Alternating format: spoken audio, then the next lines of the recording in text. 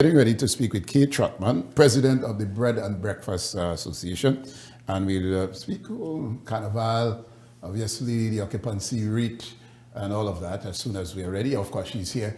Good morning and welcome, ma'am. Yes. All right. You know how technology is and so on, so we just had to tolerate, operate and so on. All right. So let's get into it. Obviously, October Carnival. You have some concerns. Occupancy rate. Let's speak to that. Bookings. Your colleagues in the industry would tell you by now, if they are not booked out, then something wrong. Just a little update as to where the bookings are in terms of occupancy in Tobago for October Carnival. Well, right now for the association, most people seem to be almost fully booked. We do have properties with a few rooms, but most people seem to be booked. We are still getting inquiries. I know earlier we had the issue of people, at least our Trinidad visitors, wanting to come to Tobago with their vehicle, and they were having challenges securing ticket on the ferry.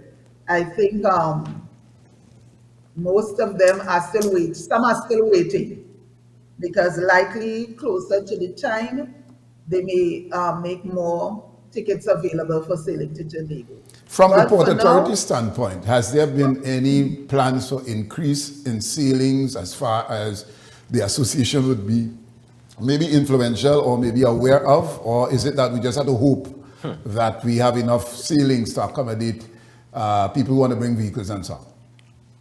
I think that's what we're doing at this point in time. Bearing in mind that in the past, a lot of last minute bookings or tickets go on sale. I think that is where we are at this point in time.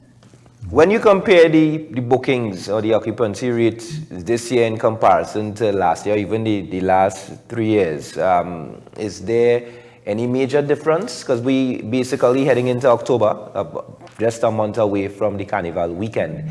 Are you seeing any major differences? I think it's about the same from our standpoint. So what we have to do now is to wait and see on the actual days that what the final occupancy looks like. Because you always you can get bookings. You just want to see when it comes that those bookings actually realize. And just for some context, how important, or I would allow you to express the role that your association and the bed and breakfast experience play in how the visitors who would come for the activities and the festival and so on, but experience Tobago in a particular type of setting, just considering exactly the membership in your association. Just take a little time just to reiterate how important and how significant the bed and breakfast option is for the visitors' experience in Tobago. Okay, well, because, let me see if I can package it this way. We would like to think that the bed and breakfast experience allows visitors to see Tobago from the perspective of living like a Tobagonian, especially our foreign visitors, so that they get an experience that is authentic and indigenous Tobago. For our Trinidad visitors, however, because they are so close, even though some of them may not know Tobago well, there's still quite a large portion of our local visitors that are very familiar with Tobago. For the carnival season, on their mind, they are coming to enjoy what the activities are. So they're looking for a space that they can rest and relax, have that freedom of feeling at home a bit, but to be able to enjoy what the carnival activities bring before them. And are there packages in just, I mean, you can't speak for everyone, but the domestic visitor, as you mentioned there, who coming for the festivals or the activities or the parties and so on, are they privy to or can they apply or pay for certain packages in collaboration with certain activities, or that is totally different from what your association offers? I know that some individual members, they partner with other stakeholders, whether it's in terms of some of the events that are happening, that they can have access to tickets to some of these events, or whether it is to assist them with tickets for coming across, so that individual property owners do offer some slight services that would allow them to be a premier choice for the local visitor. Ms. Kaye Trotman, all those arrangements in terms of all-inclusive and all of that would be fine. We touched on the ferry service, and we are hopeful, as you said, in terms of air bridge and the flights that needs to be increased in some case, well, for this entire the duration of the Carnival period. What has been the conversation from the bread and breakfast standpoint, and who else do we need to speak to that CAL conforms to providing efficient service, given the fella might just wake up one morning, but hey, Carnival in Tobago, you know, I want to go, but let me see if I get a ticket.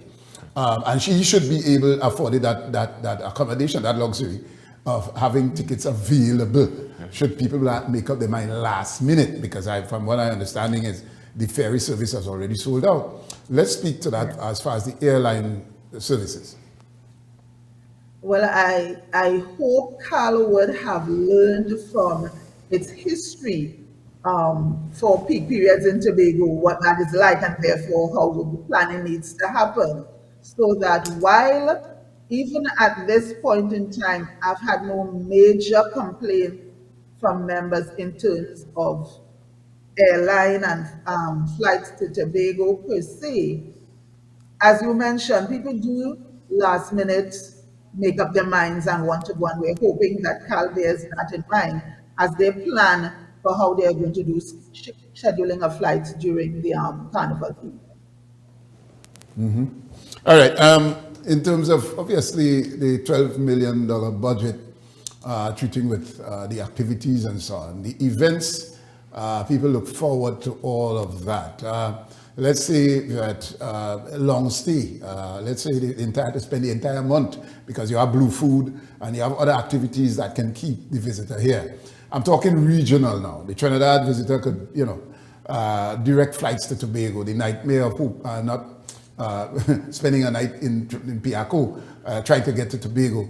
Has there been any accommodation or conversation treating with direct flight from Barbados, from any part of the other part of the territories, and so on? Has that also been, are we having that conversation? Is there that element of influx that we have to be catering for?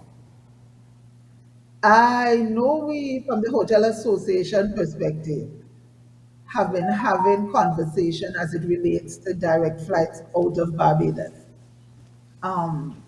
I personally am not seeing the pick up with that as yet, but I know that's a conversation that has to happen because Barbados is a significant hub, as it were. And we see that option as being a great option for getting international visitors into Tobago, as opposed to the challenges we are experiencing or have been experiencing with flights from Trinidad. But I guess we are now looking to see how best that particular route is going to be utilized. But I know that's a discussion that has been in the space for a little while. What opportunities do you see for the bed and breakfast sector or association with events like the Tobago Carnival? Again, we're heading into the fourth installation of this version of the Tobago Carnival. Just based on your observation and the data that you would get from time to time, are you seeing major opportunities? Well, there will always be opportunities. I think what has to happen, it has to be with the marketing of our Tobago Carnival.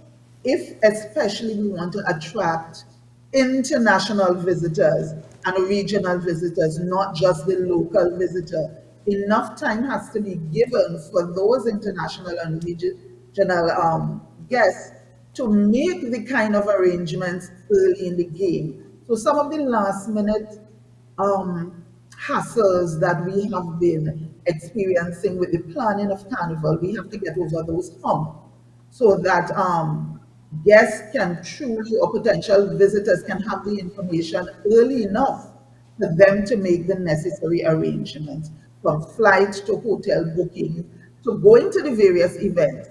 So I believe more early planning should happen both at the marketing level, so that even we done at accommodation can benefit better from that especially our international guests. Okay, okay. And are the members actually specifically promoting the Tobago Carnival to its potential clients, or it's regular promotion to come to these bed and breakfast establishments to enjoy Tobago? It would be a combination of both. I think what has been happening also, people a lot at the bed and breakfast level would have interest from repeat customers. Remember, we are smaller in numbers in terms of the size, the amount of rooms we may carry. So someone who stay with us on one carnival, based on their experience and how they enjoyed the atmosphere, staying at the particular accommodation, would make arrangements for the next carnival season. So they would share their interest. So that for the smaller properties, especially, the advertising would not necessarily be the same as for the hotel or even the destination. The Chief Secretary and other individuals visited the Arthur Napoleon Raymond Robinson Airport. I had my fingers crossed. I said, we're going to get a date when it go finish. I'm sure you still have your fingers crossed, right? Given what that means to Tobago from a tourism standpoint. Let's speak to that. When you saw that, what were going through your thoughts as to, are we going to get a date announced? Because we didn't hear any plan to have maybe, and we all anticipated that October Carnival would be the time when that airport would be open. How important it is for us to have this airport open, whether it's Carnival or not, as from a tourism standpoint? I think it could be a significant drawing card, but I think we are behind the curve in terms of planning for this airport and getting it ready. I think there's still a lot of things that may need to be done. Why they can't speak to an opening as yet, we're not sure about the certification of the airport in terms of from an operational point of view. As far as I'm aware, I'm not even sure from an infrastructural point of view that the airport is ready, even though we had a partial completion and over whatever that was. So I believe the airport itself, just as Tobago's autonomy has been treated as a political football, has gone down that particular road. So you're like not, you, I have my fingers crossed and waiting. yeah, but so you're not optimistic, and you're not a pessimist because you speak positively all the time. No. But you're not ready to put your pot on fire, as they say, in anticipation of this opening of the airport. But shouldn't this be a front burner matter issue and to get this up and running, given events such as that? Obviously, Carnival February would come up again, and there would be need Christmas. People would want to be coming home directly from their varying destination to Tobago, and that is what the airport should provide. Are we having those types of conversation, direct flights in a meaningful way internationally? Clearly, it's always a worrying factor that you have to wonder, I wonder if I'll get through customs in time in Port of Spain to catch my flight. And when I reached the Tobago, they said, tell me the flight gone, and I had to overnight in Tobago. The airport was constructed for that, one of those, to eliminate that fear. And if we are not aggressively addressing it, then it would be just a finger crossing and hoping that we get the airport open, Ms. Kaye.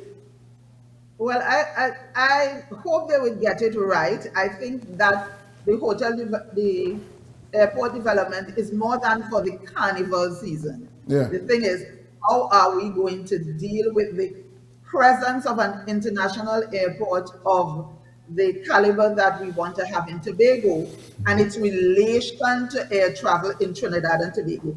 This is not just, at least I personally don't see the airport as a Tobago airport. Of course. I see it as an airport of Trinidad and Tobago that can possibly change the flight arrangement into the country.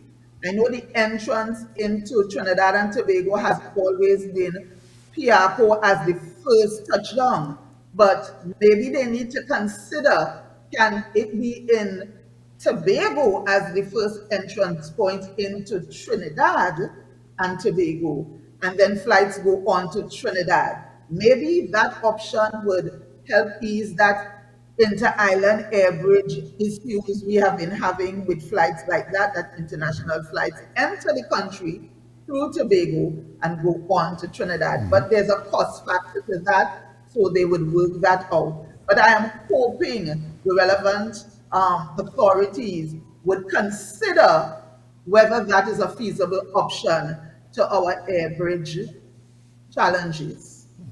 All right, and Ms. Trotman, before we close, any final words? I guess, well, we are a month away from the Carnival weekend, but of course a number of activities are scheduled to happen throughout the month of October. Suggestions? Was it too late for any suggestion at all? At this point in time, I would not throw that. Despite some of the challenges I'm seeing, I have chosen to take on an optimistic view of what the October events on the calendar can bring to the island. So we just have to push, even though it may be late for some things.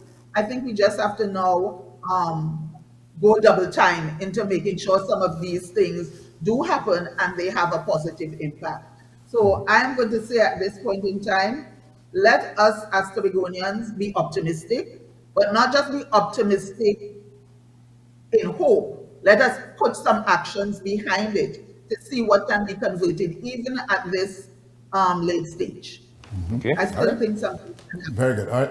We want to thank you. I hope you have your coconut milk and chocolate tea there passing for my breakfast. All right, good. Yes, I do. You can have your breakfast too. Yes, right there. All right, thank you again for being with us, and always a pleasure. See you. Thank you for having me. Very good.